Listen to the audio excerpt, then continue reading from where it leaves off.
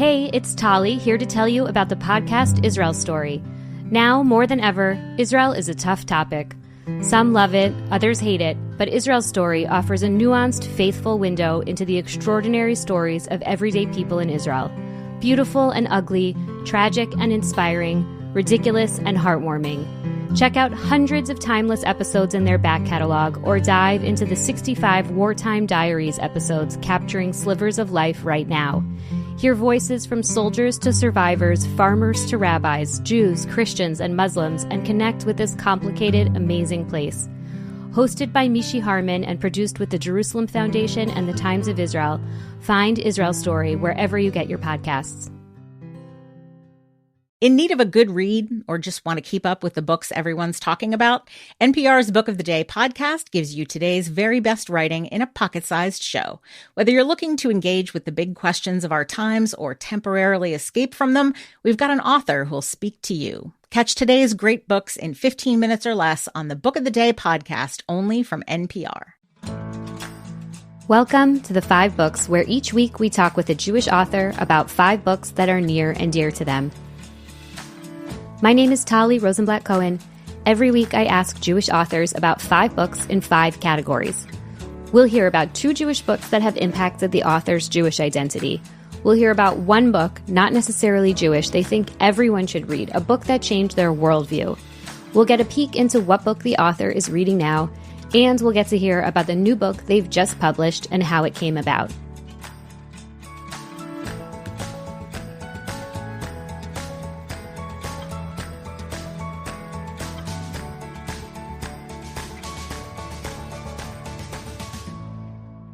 Today we'll be talking with Rob Kutner about his new irreverent book on Jewish history, The Jews, 5,000 Years and Counting. Covering every major moment in Jewish history from Adam and Eve to Tuesday's rerun of Seinfeld, this book will make you laugh. It might inadvertently make you learn, and it might just be the balm for our times that you didn't know you needed. It actually really helped me through this time to write this book, because when I took a step back and I looked at the big picture, I was like, man, I mean, right now is rough, but so was then, and so was then, and so was then, and so was then. Like, we've just been through it so many times, and then we always come through it. Rob Kutner is an Emmy, Peabody, Grammy, and TCA-winning writer for late-night TV, including The Daily Show and TBS's Conan. He is also the author of numerous books, including Apocalypse How and the kids' comedy horror graphic novel, Snot, Goblins, and Other Tasteless Tales. He has written material for the Oscars, the Emmys, and 2 White House Correspondents Dinners, and was named a SuperJew by Time Out New York.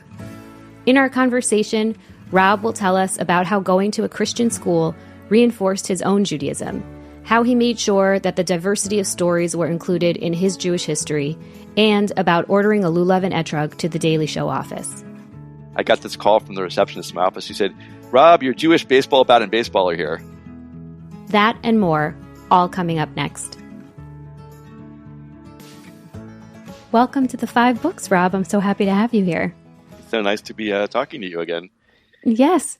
We go way back. I had the privilege of representing you as literary agent back in the day. You've written amazing books since then. And today we're going to be talking about The Jews, 5,000 Years and Counting. How would you describe the book? Depending on how Jewy you want to go, I could say it's Jewish history all regel echad. And if you're not that Jewy, I'll say it's my attempt to try to sort of summarize 5,000 plus years of history in an accessible paperback that a teenager with just a little bit of Hebrew school would understand, but also like really benefit from, or that anyone else who wants to just know the whole story in an accessible package can just pick up and read in a few hours. And enjoy. I mean, it's so funny. Hopefully Yeah. that's in there too somewhere. Definitely. I think your last book was Snot, Goblins, and Other Tasteless Tales. Yes. I know you've also written.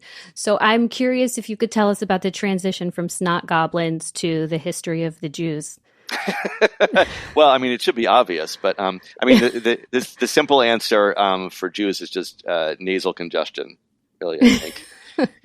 That's the common thread. Other than that, there's not really a common element. So Snot Goblins was a graphic novel for kids. It was an anthology of horror comedy stories. So I wrote that book a few years ago, and then I've been sort of out there kind of in the book world.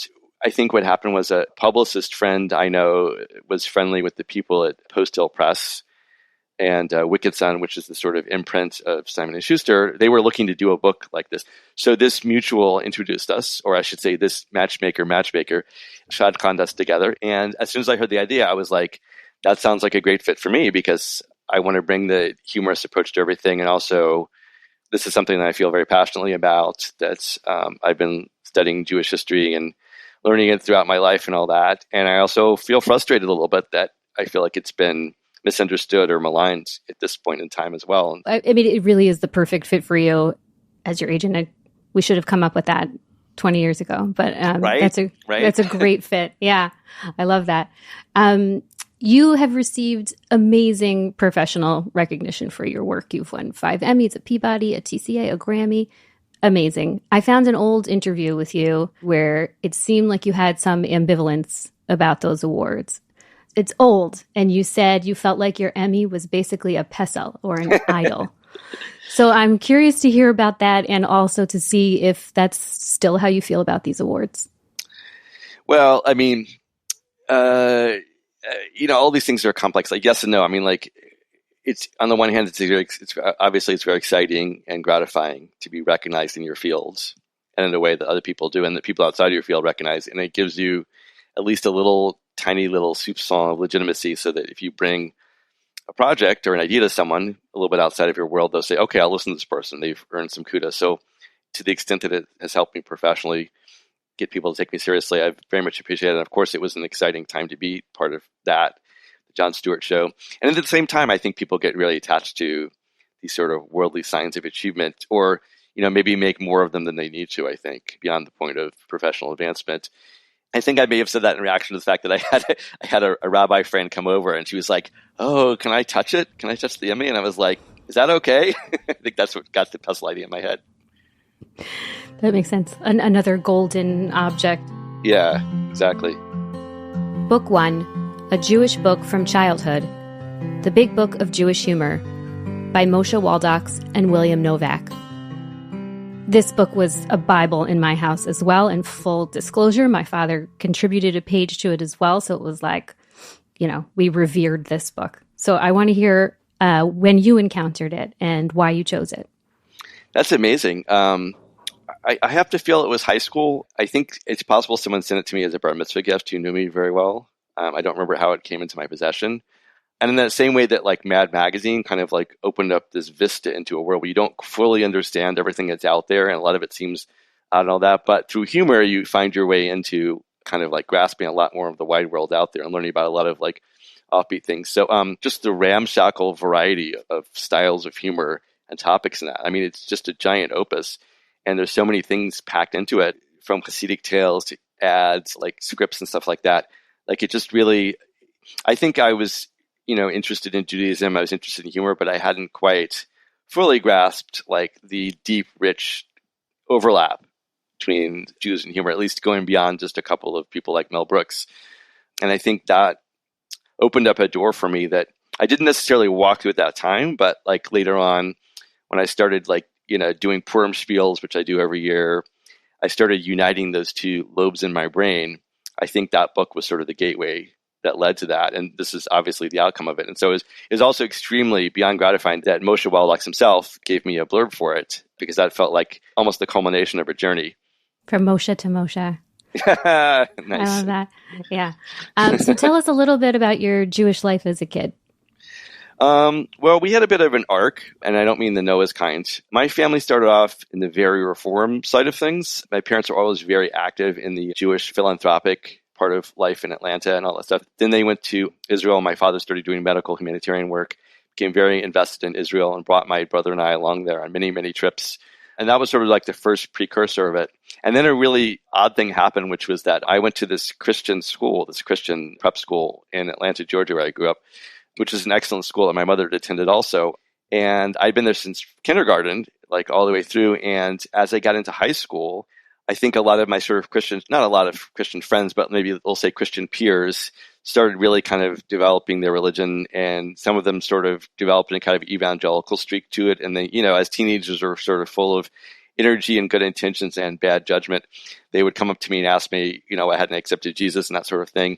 And the question really penetrated, and I wanted to sort of answer it. So I started researching, and just getting into my tradition and just wondering like who we were and what my deal was. And that sort of supercharged the kind of spiritual journey for me, where I got more invested in Judaism. I got more observant. I got more affiliated, interested in learning.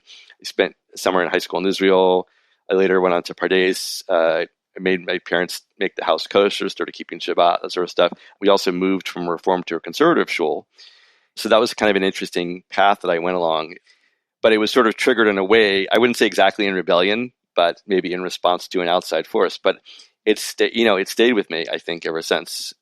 And what a lovely response to be able to then fully own your own identity and explore it in a new way. And so did you also have an interest in comedy starting at a young age? Oh, yeah. I mean, but when you say interest, it doesn't necessarily mean a professional one. So I was very interested in it as a consumer and a person who makes jokes. And I used to write little cartoons sort of loosely based on the Far Side and pass them around in class, much to my teacher's chagrin. And I was just sort of someone who goofed around and wrote funny things with my friends and did videos and sketches just for fun. And it really wasn't until college that I started, and pretty deep into college, that I actually thought about it as a career for myself. For me, it was always just very avocational. So I went into college pretty serious-minded. I was majoring in anthropology and Russian studies, which are very hilarious majors.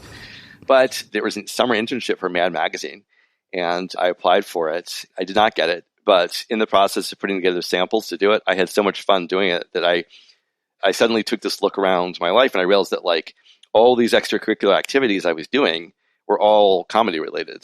It was like the universe was telling me something. And then at that point, I connected with a partner and a friend, and we started writing together and started pursuing it professionally. But it was very much a part of my life. My parents are both, my father is Zichrono Livracha, and my mother are both extremely funny. My mother's grandfather is Zichrono Livracha, also very funny. So just like jokes are just like the currency in our household, just the way that we got through everything. And that was just natural. And it was only sort of later on that as I turned my head, that it became more of a professional idea. What are the elements that for you sort of typify Jewish humor specifically? Oh, good question. The basic headline is not to take yourself or anything too seriously, not to put too much trust in yourself or institutions, which I find very Jewish because it reminds me of the Passover Seder and the Haggadah, when it says, and I think it even says this in the Torah, that we are supposed to eat the feast with our loins girded, meaning we should be ready to move at any moment. We should be ready to run, which is sort of like kind of the Jewish leitmotif, I think, in a way. Like maybe this is a bit more resonant now than we thought it would be for the past few decades or so. But the healthy side of that is not to get too attached to anything, and also not to take any institutions too seriously, to be iconoclastic in the way that Abraham in that famous midrash was with his father's idols. Like smashing idols to me is like the main thing. The second thing, which is sort of connected, is the kind of outsider marginal perspective, which is that, again, we don't buy in to the hype. We don't feel comfortable with this. We question it. A joke that questions things. I mean, I don't know how you get more Talmudic than that. It makes sense that writing for shows like The Daily Show or for Conan, that's like the sensibility that those shows bring to the news and bring to current events. So that thread makes sense. Yeah. Were those environments where you felt like your Jewishness was either an asset or a liability? I mean, I think in the background of how I write and think about things, they were. I don't think that things got particularly Jewish in those senses. But yes, those are both very much about puncturing received truths from authority in different ways. There wasn't really anything Jewish about it, except for the fact that obviously, like many of the writers were Jewish on those shows, unsurprisingly. The host of the first one clearly was. And, I think Conan is in some ways an honorary Jew because of his sensibilities and because he grew up in Brookline, surrounded by, and has lots of Jewish friends as well. So it was it was a good fit, I think, as you say. That's great. And are there any bits or pieces from the Big Book of Jewish Humor that stand out to you that you still remember? I have to say I haven't revisited it in quite a while, maybe just because I read it so much in youth. I remember this Woody Allen story called The Horror of Mensa, where basically someone hires a really smart prostitute just to have an intellectual conversation with them. And to me, that was in some ways, that was the kind of pinnacle of the kind of joke that I've always liked, or comic concept that I've liked and always wanted to, that really, really high concept, as they say in Hollywood, like smashing together two frames from two different worlds and making them play together. And the high and the low of it, I think, are also, and that was really, I think, where I really like Conan as well. Like Conan was a very smart show about sometimes very stupid things or I'll say lowbrow things. Like to me, bringing those things together are sort of the platonic ideal. I think you do an excellent job of that in your writing also. I loved the little bit with the influencer and the Kabbalist.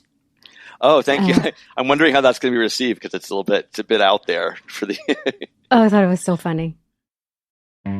On Death, Sex, and Money, we feature interviews with you, our community of listeners, getting honest about uncomfortable things. I developed an illness where it isn't safe for me to drive. A friend once said to me, sex is like air. You don't think about it until you're not getting enough. This is a similar sort of thing if you just replace sex with driving. Listen to Death, Sex, and Money wherever you get podcasts.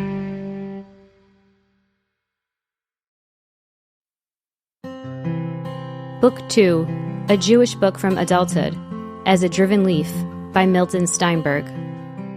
It's a fictionalized version of the story of these four rabbis who are prominent of the time. It's this sort of mystical parable from the Talmud. They basically go into this sort of orchard, means they have this like overwhelming spiritual experience. They kind of enter it together. And they all have different experiences with the intensity of this encounter with the divine.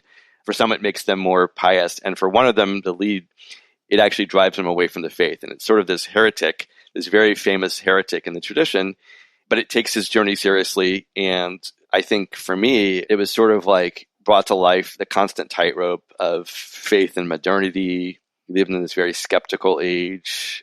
It's not really cool to be religiously inclined. There's a lot of things that are harmful coming from religion, and also just like the whole question of like believing in higher powers. And, you know, it sort of took all that stuff seriously and engaged with it in this level that I really appreciated. And I think it's sort of like, I don't know if the word is inoculates exactly, but I feel like it sort of fills you up so that you sort of feel like you can encompass all the sides of that debate as your mind kind of ranges through those doubts and those anxieties.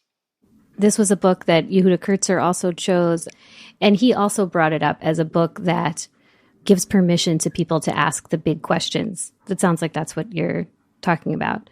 Exactly. And some of those, those questions are, as I think you said, the assimilation question, right there. He's talking about Hellenist times, but also, I believe in the book, he leaves Judaism, Rabbi Elisha ben Avuya, because of injustice. He's serving as a judge on the Sanhedrin, like the high court, and he can't reconcile the idea of bad things happening to good people, justice and injustice.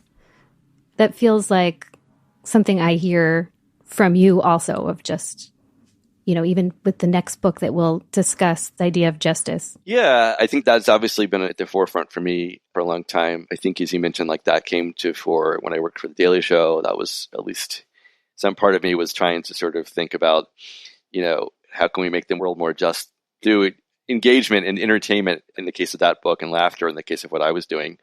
As I said, my parents were very active fighters for social justice. My mom still is. And those things have always been really important sort of on the outside of my professional career, is to be very involved in those things. And so the other theme that you brought up from this book is assimilation. And I'm just wondering in your career what that balancing act has looked like for you. Yeah, I mean, we already touched on it a little bit with like the Christian high school. So like that was all swimming against the stream. In a way, it was kind of easier there, and because I was sort of taking that punkish high school thing of like, look, I'm different from all you. I'm a Jew. Like I was kind of wearing that as a badge. But, you know, as you get into adult life, I mean, in a way, I haven't really addressed it because I've always just chosen to live in Jewish communities. And in your professional life, it hasn't really been an issue? I mean, not really. I think the more interesting wrinkle is that it's more like sort of me versus other kinds of Jews, I think. And I don't want to say versus, but like in distinction from, you know, for example, like I was like one of only 2 or 3 even semi-observant or really like strongly affiliated Jews at The Daily Show, which you would think would be like a heavily Jewish environment. And I think it was culturally for sure. But, you know, like I was sort of irked when we didn't take Yom Kippur off.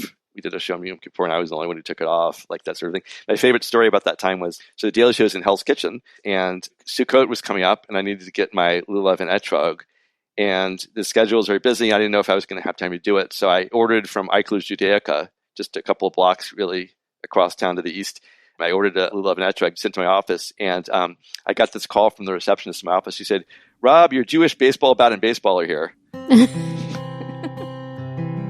Book 3, A Book That Changed Your Worldview. Behind the Beautiful Forevers by Catherine Boo.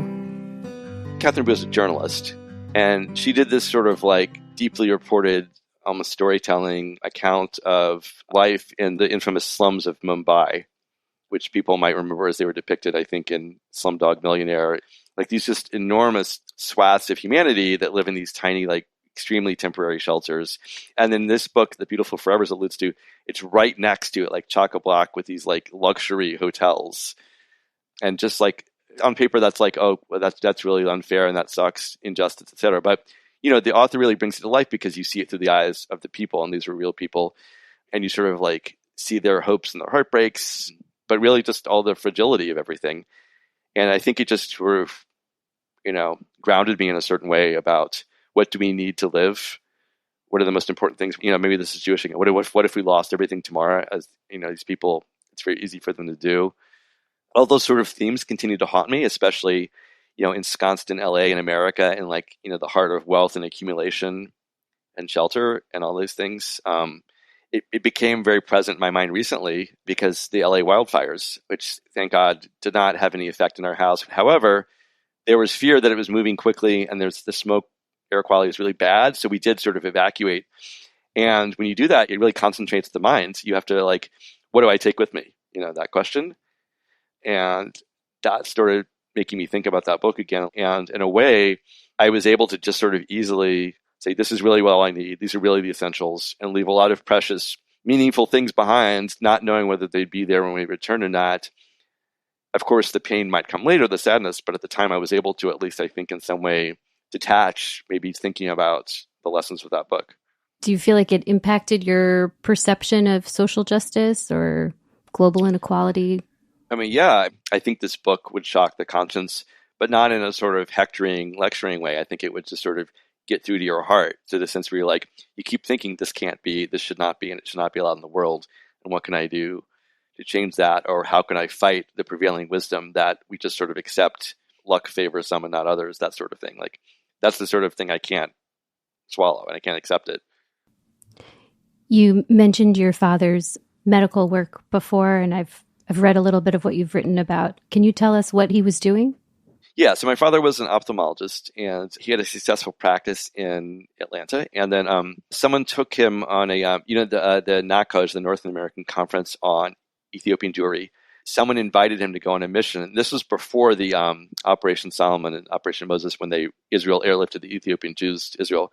That was in the works, but there was a sudden awareness of the fragile state of the Jewish community in Ethiopia. And so this organization brought in some doctors and other people to come and help that community out and improve their healthcare and that sort of thing.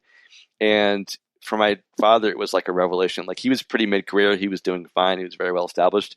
He described it as, like, he said he felt like he saw the face of God when he arrived there and saw the work he could do. And then it transformed the trajectory of his life. So he started basically winding down his practice, and he launched 2 different nonprofits. He was busy and he was never around, but boy, was it inspiring to see someone just like take that decision in their life and then just sort of will those things into existence and then start doing them.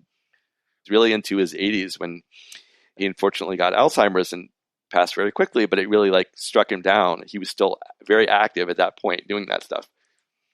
That is incredible. Both of your parents sound really like amazing role models. I can see the thread of all the social justice and speaking truth to power and making changes in the world around you. It's remarkable. Thank you for sharing them with us. And I make poop jokes, so, you know, we all do our part. Got to have all sides. Book 4, the book you're reading now, Entangled Life by Merlin Sheldrake. I actually just finished this book called Entangled Life by Merlin Sheldrake. This is a botanist. I think he's in the UK. And there's a lot of these sort of omnibus books about like, here's this cool thing that's in the world you didn't know about in science. But this is about fungus in the fungal world. And I think a lot of us kind of know that like fungus is kind of like important. It has some role in the, you know, in the food chain and in the ecosystem. But I had no idea. Like, it's just everywhere. It's like in us, and fungus includes mold and all this stuff like that. It's operating at like microbial levels, like, and it's actually really like vital for plants and animals and evolution. There's all these things that fungal things have these partnerships with nature. And I don't want to lecture about it, but basically, like, it's one of these things that like both opens your eyes about a thing that you hadn't appreciated, but also is like just super interesting because you kind of are relearning about what you thought you knew about like science and nature and all that. And I'm like the farthest thing from a scientist, so I'm not like any kind of domain expert, but like it was just really interesting. Book 5, the author's latest book, The Jews, 5,000 Years and Counting, by Rob Kutner.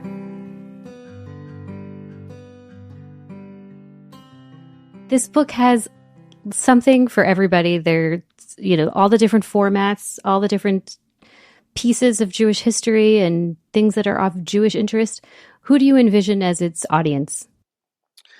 Well, in the conversations I had with the editor, as I said, the idea was that it would be sort of targeted starting at like the Bar Mitzvah cohort, with the idea that, from the publisher's perspective, it's a Bar Mitzvah gift, right? It's the thing you give them instead of, the Sisterhood's book about glorious Israel or whatever it is. That was their monetary interest. But it is sort of, as I said, aimed at like people with like just a abyssal of knowledge. It's people who have like a sort of really background noise level awareness of things. And it just, I think, to me, the idea was to put the details into relief, but also to connect it as sort of a story, like a continuous story with themes and the sort of roller coaster. Because I think also like a lot of us, even with some decent Jewish background, we see all these things kind of in pieces, right? Like I know about this thing, like I have a 12-year-old son, and he's gotten a Jewish day school background of education for a few years. And obviously we teach him things and we're a Jewish household, but he sees these things kind of discreetly. I think it's helpful to kind of stitch it all together. So maybe this was the journey that I was going on that I didn't have someone to tell me about at the time. Maybe this was me time traveling to my younger self, wondering why I didn't accept Jesus, and here's why. I love that. I mean, you write about the full gamut. You start with the snake's perspective and the story of Adam and Eve. You have Jewish pirates in post-Inquisition Spain, Crusades, the Holocaust. There are rabbi cards. How did you go about deciding like what to include and in what format? That was really hard. If you want to say like cut down all of Jewish history to like a paperback, I mean, when I started doing just the biblical section of it, I mean, it's divided into like basically roughly biblical, rabbinic / medieval, and then Renaissance, and then modern period. But, you could do a whole book on just biblical stuff. There's so much in there. I think I was just trying to focus on, that sort of desert island question. Like, if you don't know anything else, what would be like the most important takeaways that people just have to know about? I think the choice I had to make a lot was like, is this really Jewish history per se? So like, you notice that I have these, like you mentioned, I have these rabbi action trading cards, and I have a little bit of context for that stuff. And I don't really have a lot beyond that. I don't have a lot of stuff about Talmud. I don't have anything about rabbinics. There's very little about theology, except sort of as it intersects with Jewish history, or about Jewish law, that sort of stuff.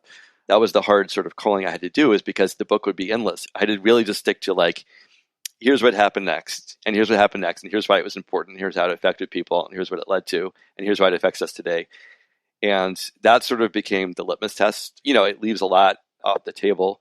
I think one interesting thing for me in the process was, you wouldn't be aware of this, but I had these sections in them that don't really fit in historically, that are kind of like appendixes in the middle of it. Like I have a spotlight on women in Jewish history and gays and lesbians, etc., in Jewish history. And those occurred to me later because I was like, there's a whole story about these sort of kind of marginalized people that in the tradition that isn't really told when you quote unquote just tell the history, like I was just saying. I started doing it that first way, Jewish history. I was like, this is a story of dudes, of at least on the surface, straight dudes, and mostly straight Ashkenazi dudes. And then as I started going through it, I was like, well, we're missing all these stories. And so that sent me back into it to like unpack those stories. And that was also, like you mentioned, the pirates. Like there's all these sort of non-Ashkenazi scattered lost tribe stories that I never really learned about. We never heard about. But, Jews everywhere, Jews of color, Jews in Africa, Jews in Asia, that sort of stuff. The communities didn't really survive, I think, or they ended up in Israel, which is why we sort of don't hear about them as much. But I think that is such a fascinating part of the story, at least it was to me, that I felt like that had to be told. If you were going to drive away from the rabbinics and the theology and all that stuff, you're going to have to go deeper into the history part if you take that seriously. Yeah, and the people. That's what and you're the people. Saying. Yeah. Yeah, these figures were amazing. Like you saw in these, but like there was a sorceress. There was like a Jewish sorceress, and I think it was Yemen. The pirates you mentioned. There was a guy who was a professional skeptic who just wrote like treatises like debunking the idea of God. This is like back in I think it was in Afghanistan. I'm forgetting who these were, but like there's these amazing Jewish figures who are not the canonical figures that we learn about, like Rambam or Abraham or Einstein. There are these people who are just like really sort of interesting and impressive in their way, but like they've kind of been lost from the narrative because they don't fit like the sort of simplistic through line of Jewish history, but they're very much a part of it in their way. I mean, you've talked about how much you read and self-educated. What was the research like for this? It was interesting. I found some books. I have a few friends who are Jewish history scholars who helped me with some of the pieces like the Moroccan Jews and the pirate things and stuff like that. But there's some books out there that I think are either out of print or just very old that cover these things. They're just not canonized in the same way. They're just not talked about or taught. And then as far as like the sort of Jewish women and Jewish homosexuals, I'm not going to lie, I started a bit with Wikipedia, as we all do. I started with Wikipedia. I didn't stop there. And then whenever there was sort of missing pieces or I felt like I wasn't getting full pictures, I would sort of go to friends or people I knew who were from those communities or sort of active or knowledgeable in those spaces. And I had them read them or give me resources. I steer me to things that big pieces of the story that I didn't really even know about or sort of understand their perspective on. I wanted to ask you about the tone, and there were some little pieces that I loved. Pogroms, It Takes a Village. There are some amazing bits. So I wanted to ask you how you felt about finding that right tone, like irreverent and still educational. I think it was a bit exploratory. I'm not going to lie. My editor and I sort of struggled for a while trying to find it. I think we tried different registers. I think in the end, what I tried to do was sort of just not be afraid to take the shots I wanted to take with jokes, as long as they were never, the same kind of standards I hold to my comedy anyway, which is, never punching down, always trying to speak truth to power and trying to upset sacred cows, like we talked about, earlier. Those are always my guiding lights. And then at the same time, also kind of enveloping those in larger contexts of appreciation and empathy with the communities and the people and the sort of stakeholders that those things were happening. And so, but I also try to sort of take shots at everyone when I can. There's some shots at left-wing people, right-wing people, religious, secular people, that sort of stuff. There was one sort of thing about where I was trying to grapple with Israel and the diaspora. And this was, I was sort of writing the book after October 7th. I was finishing it, and I gave up on it. I struggled with it. I went back and forth with it. And I decided it's too raw and immediate a topic, and it's going to be changing. It'll probably be changing by the time the book comes out. So I abandoned it because I didn't think I could really master what I wanted to say about it or what I even thought about it. I don't know, in a way, you can only deliberately set out to create a tone so much, and some of it has to be kind of subconscious, as part of your craft. To me, it has to be what is my truest comic voice? And for me, as a guy who takes Judaism and Jewish culture seriously, and also sees a lot of problems and is very irreverent with things, in a way, I like to think it was basically my voice. And the question is whether that blend of reverence and irreverence will be appealing to others as well.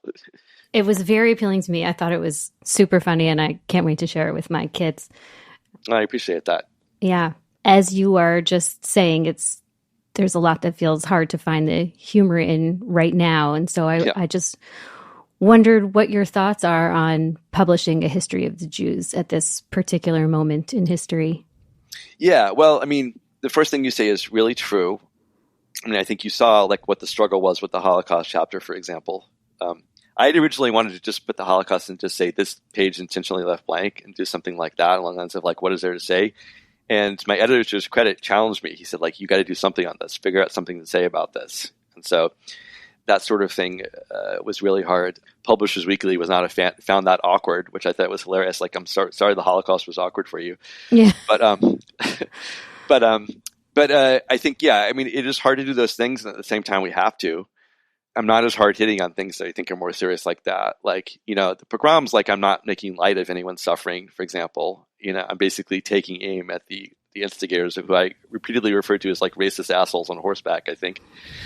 The other side of that, though, is that I found that it actually really helped me through this time to write this book, because when I took a step back and I looked at the big picture, I was like, man, right now is rough, but so was then, and so was then, and so was then, and so was then. Like, we've just been through it so many times, and then we always come through it in one way or another. And when you have that global perspective, like, we were all sort of like, post-October 7th, we were all just like, and we still are, really. I mean, we're still just like stuck in the rawness of the now. Like, we're trapped in this black hole where everything is just surrounding us, and it's just never going to get better, and it's just horrible. Maybe there's some glimmers of hope now, but we were just so stuck in that moment that, like, to step out of that moment and look at the whole sweep of the history, you can see, like, I'm sure people felt like that back then. You know, there wasn't social media to amplify it, but I'm sure that everyone was feeling like this, and probably worse. Existentially, people's houses were getting burned down.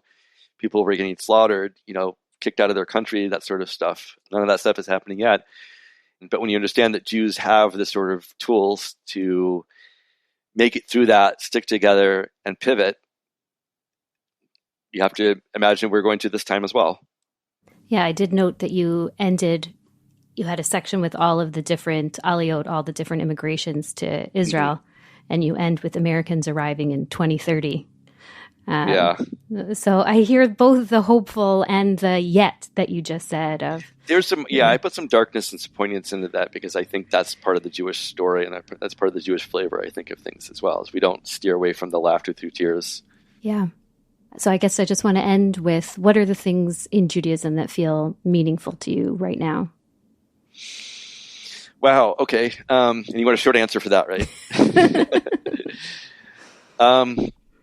I think I felt it more, I think, the past year, but like our sense of cohesion sometimes is not always there. Like, the joke is two Jews, three opinions. But I think also, like, I saw the way Jews came together for each other in light of October 7th in a way that we always do, certainly within my own community, even though we don't always agree. I still think the iconoclasm is arguably more important than ever now, that people are all sort of seeking their own forms of truth and authority. I think it's the people who ask the questions with sincere intentions, I think, as opposed to being trolls, which I don't think we are. I think those are really key people in our world and our history. You know, it's interesting the way the culture has shifted too, but like, you get into like Jewish halakha and mitzvot and the sort of daily like practicality of it, like the day-to-day of it. Like, we're kind of back at a moment where, like, maybe post-pandemic, where I think mindfulness, things close to home, doing things with your hands, like how you live your life every moment, has sort of become of interest to people in a way that it hasn't. And maybe now that we're the world's getting so digital, that stuff is more valuable than ever. Like, Judaism's emphasis on the here and now, and my 16-year-old daughter and her friends, like, sometimes voluntarily have decided to put their phones away in their locker and stuff like that, as a response to like the overwhelming digitalization and virtualization of the world. So Judaism is definitely not a virtual religion. Like, there's nothing abstract about it really beyond the God part of it. The rest of it is so immediate and imminent that I think having a grasp on that in this like increasingly weird abstract world is really vital that Judaism provides.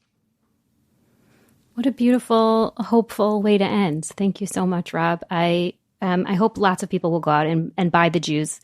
I think it's more important than the book called The Jews. Buy the book called The Jews, right? Exactly. And it feels more important than ever to both like know the scope of Jewish history and to, you know, absorb it and consume it in a way that feels fun and hopeful and irreverent, as you say. So thank you for sharing it with us. Thanks. It's been a pleasure talking to you. Thank you so much for joining us today for the 5 Books. Our guest today was Rob Kutner discussing his new book, The Jews, 5,000 Years and Counting. You can find a link to the book and all the others Rob discussed in our show notes. If you enjoyed our show, please be sure to subscribe and share with your friends and family, and rate and review in Apple Podcasts or wherever you listen. Rating and reviewing really does help new listeners find our show. You can also now find us online at www.5bookspod.org. You can email us feedback or author recommendations at team@5bookspod.org, and you can find us on Instagram at 5bookspod. I'm Tali Rosenblatt-Cohen. Our producer is Odelia Rubin. Editorial and website support from Sarah Waring. Music by Dove Rosenblatt and Blue Dot Sessions. Art by Dina Friedman. Thanks especially to the Jewish Book Council.